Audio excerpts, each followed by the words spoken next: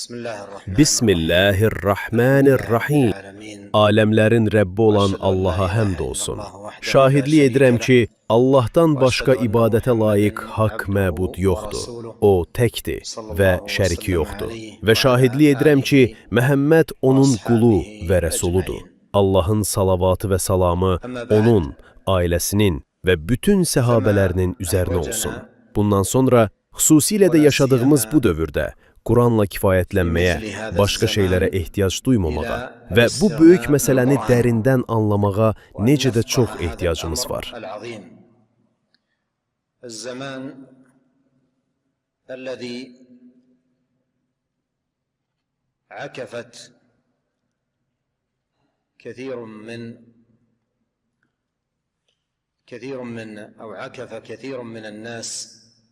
Elə bir dövrdəyik ki, İnsanların çoxu vaxtını buna həsr edib, neçə-neçə başlar aşağı əyilib, neçə-neçə qəlblər bağlanıb və neçə-neçə gözlər mobil telefon ekranlarına dikilib, onlara baxmaqdan asılı vəziyyətə düşüblər.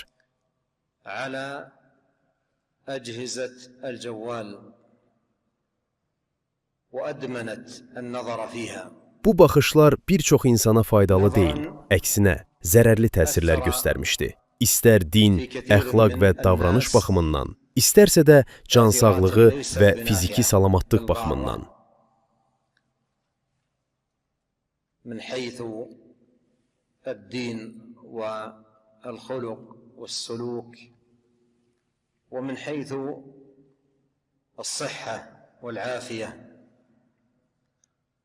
Həqiqətən də bu hal bir çox qeyrətli, nəsihətçi və şəfqətli insanları kədərləndirən məsələlərdəndir. Çünki bu bəla insanların çoxuna sirayət etmişdi və artıq Quranın onların həyatında heç bir payı qalmamışdı və ya çox az bir payı qalmışdı.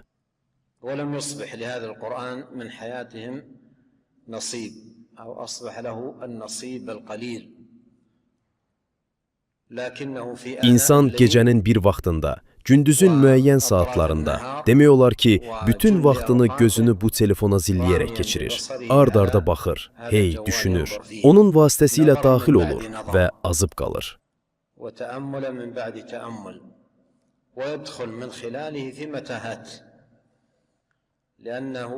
Çünki gözünü telefona dikib baxdıqca, o insanı bir labirintdən, bataqlıqdan digərinə sürükləyir. Şeytan bu telefon vasitəsilə bəndələrə qarşı nə qədər tələlər qurmuşdu.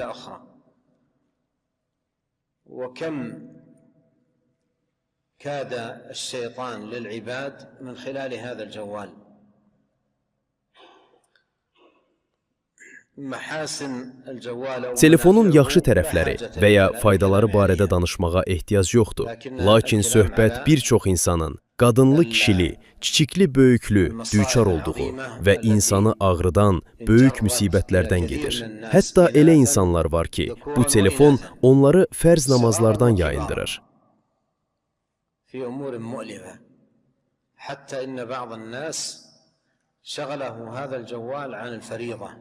Namaza çağırılır. Heyyə ələs-salat, heyyə ələl-fəlah, namaza tələsin, qurtuluşa tələsin. O isə telefonuna baxaraq baş aşağı qalır, ta namaz vaxtı çıxana qədər. Allahın fərz buyurduğu namaz Allahın evlərində, məscidlərdə qılınır. Namaza çağırış edilir, sonra namaz iqamə olunur, insanlar namaz qılır, lakin onun gözü telefondan ayrılmır. Baxışlarını ondan çəkmir. Əgər fərz namazı bu şəkildə zay edilirsə, digər əməllərin zay olması daha asandır. Bu dövrdə bu qədər yayındırıcı vasitələrin, xüsusən də bu telefonun mövcud olduğu bir vaxtda Quranın qədrini, Quranın mövqeyini və onun uca məqamını bilməyə necə də çox ehtiyacımız var. Belə ki, Qurana təzim edək, ona önəm verək və onun həyatımızda ən böyük payı olsun.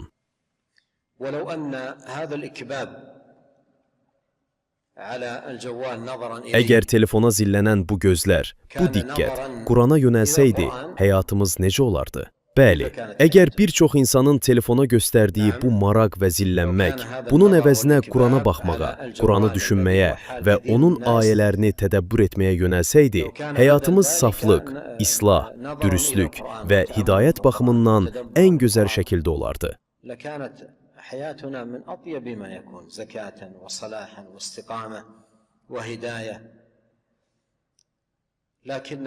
Lakin biz xeyirli olanı qoyub daha aşağı, dəyərsiz olanı istədik. Zay etdik, həddi aşdıq, naqisliyə yol verdik və laqeyd yanaşdıq. Buna görə də bu risalə Allahın izni ilə bir oyadıcı zəng hesab olunur. Oxunmasını və ondan faydalanmaq üçün əyləşilməsini bizə asanlaşdıran Allahdan diləyirik ki, bununla bizi faydalandırsın və öz lütfü, kərəmi ilə bunu əleyhimizə deyil, leyhimizə olan bir hüccət sübut etsin.